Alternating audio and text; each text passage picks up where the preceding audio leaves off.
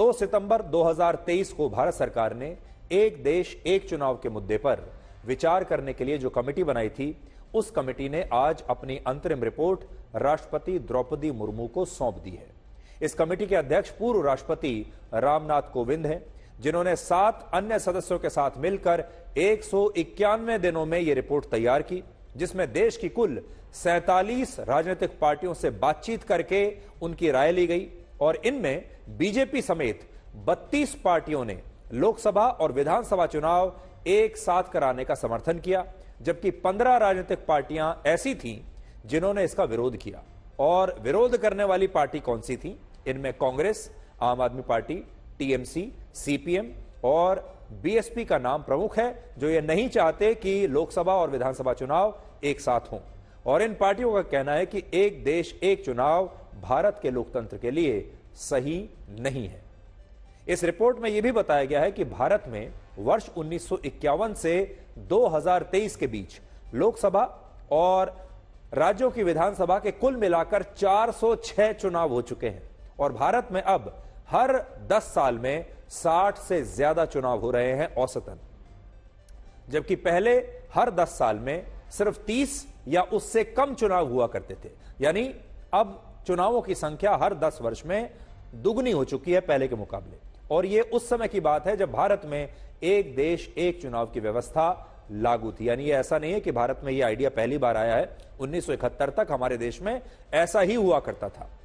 भारत में वर्ष 1951 से 1971 के बीच काफी हद तक लोकसभा और विधानसभा के चुनाव एक साथ ही हुआ करते थे, लेकिन वर्ष 1971 के बाद देश में यह व्यवस्था बदल गई और आज भारत में हर 10 वर्ष में औसतन 60 से ज्यादा चुनाव होते हैं और ये चुनाव भी सिर्फ लोकसभा और विधानसभा चुनाव के हैं। और यही वजह है कि इस कमेटी ने अपनी रिपोर्ट में एक देश एक चुनाव को भारत के लोकतंत्र के लिए बहुत जरूरी बताया है। और इस रिपोर्ट में प्रमुख रूप से 5 बड़ी सिफारिशें की गई हैं। क्या सिफारिशें हैं, आप देखिए।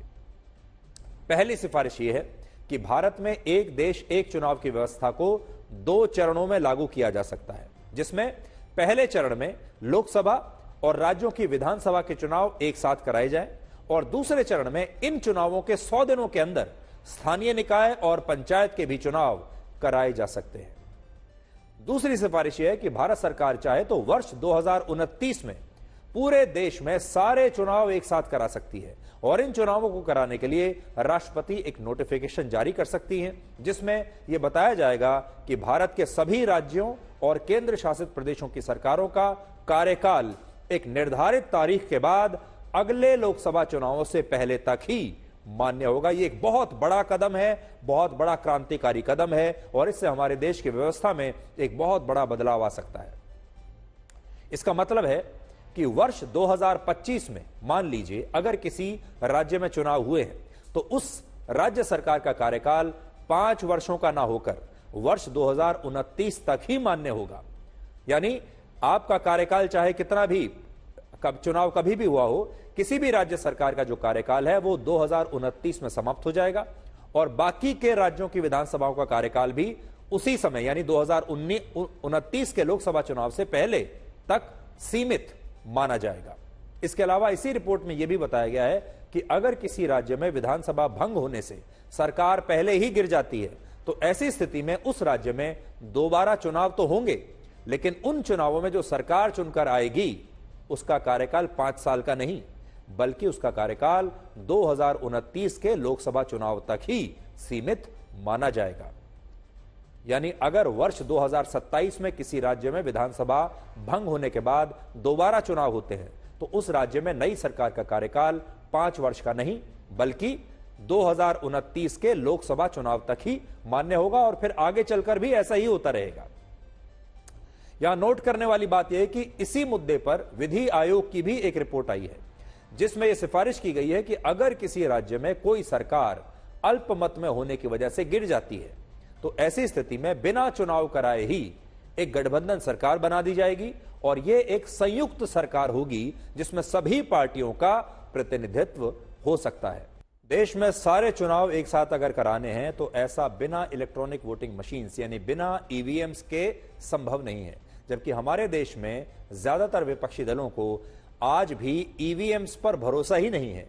और आज भी महाराष्ट्र में भारत जोड़ो न्याय यात्रा के दौरान राहुल गांधी ने कहा कि ईवीएम में गड़बड़ी है और लोग ईवीएम को हटाना चाहते हैं, लेकिन चुनाव आयोग सरकार के दबाव में लोगों की इस मांग को नजरअंदाज कर रहा है और उन्होंने ये मांग की है कि ईवीएम्स को हटा दिया जाए।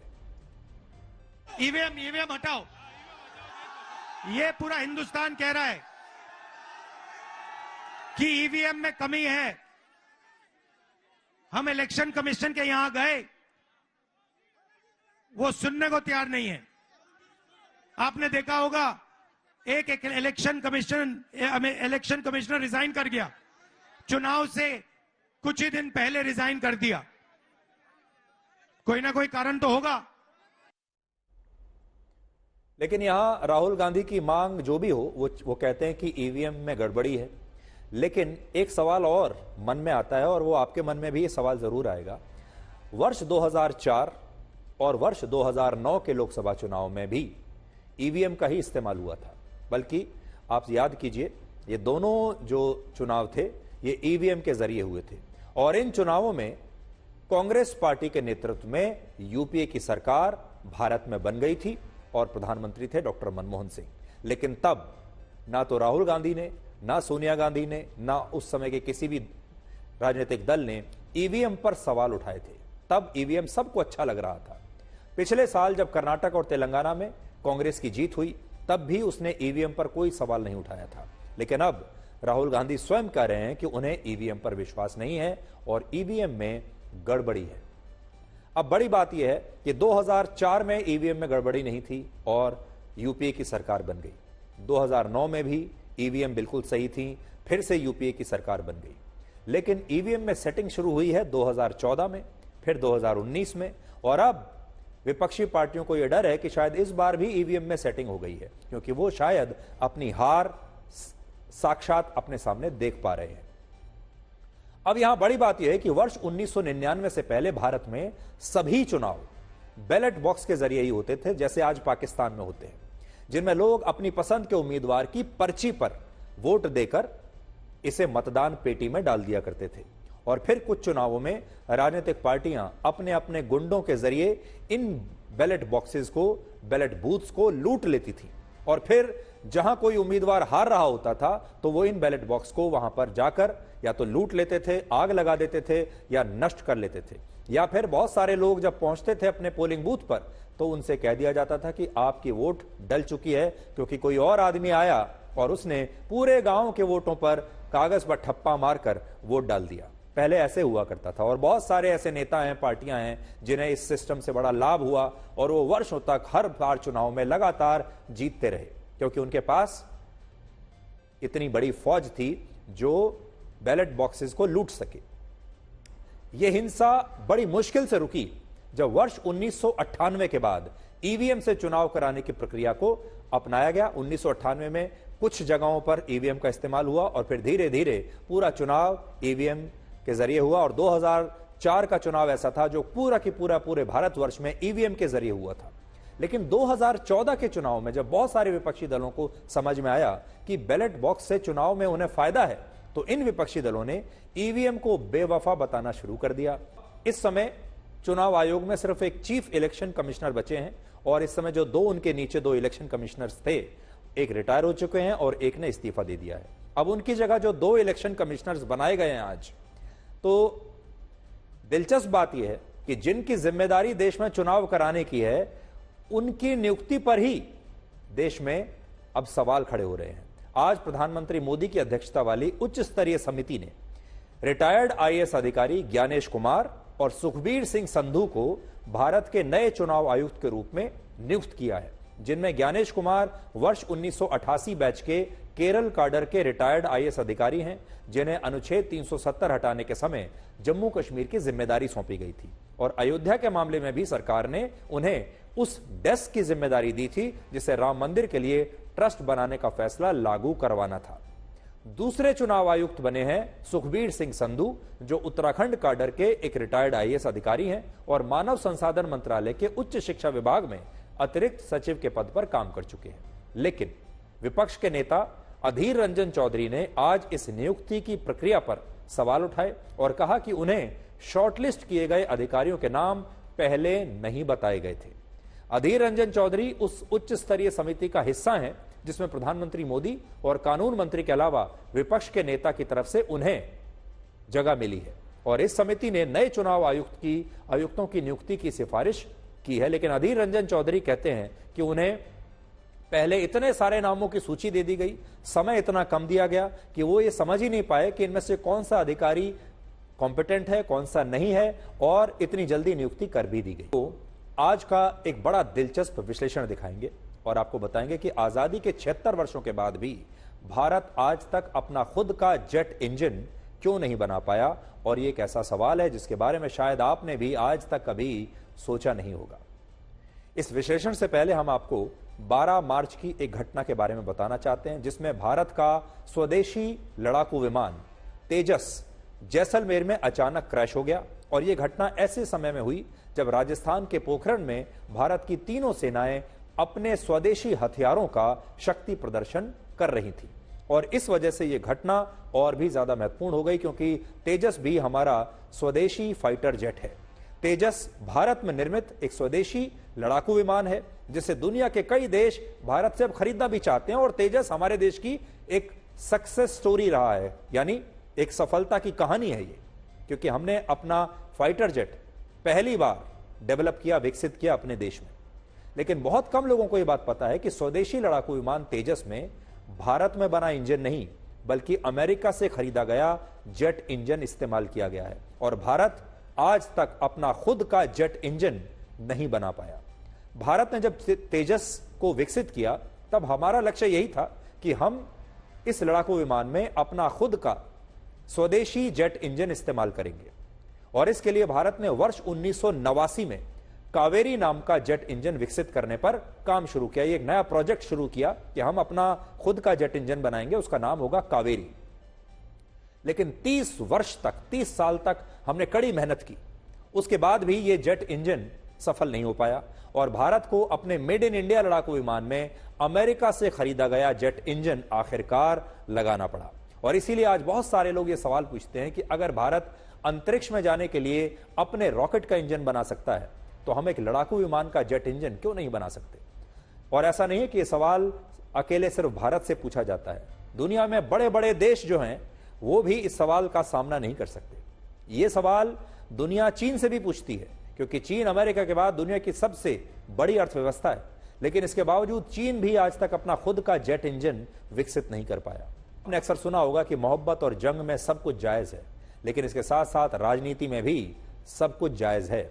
राजनीति कई बार परिवारों को तोड़ देती है, कई बार रिश्तों की बलि ले लेती है और पश्चिम बंगाल में कुछ ऐसा ही हुआ है।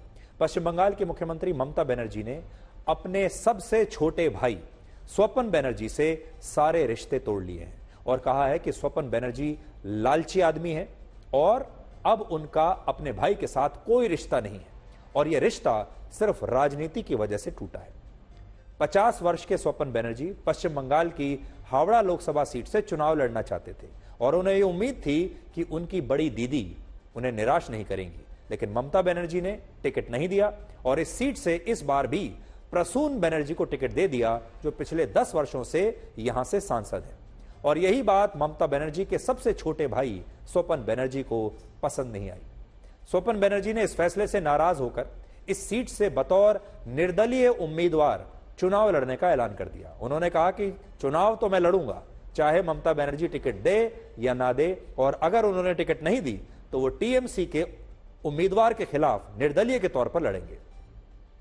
जब बीजेपी से भी उन्हें पार्टी ज्वाइन करने के ऑफर आने लगे और बीजेपी ने भी ऐसा कहा जाता है कि कहा कि आप हमारी पार्टी में आ जाइए, तो ममता बनर्जी के सब्र का बांध टूट गया और उन्होंने अपने भाई से सारे रिश्ते तोड़ दिए और कहा कि उनके भाई इस बात को भूल गए कि जब उनके पिता का निधन हुआ था और वो 2.5 साल के थे तब ममता बनर्जी ने अपने इस छोटे भाई को बड़ी मुश्किलों से पाल पोसकर बड़ा किया था।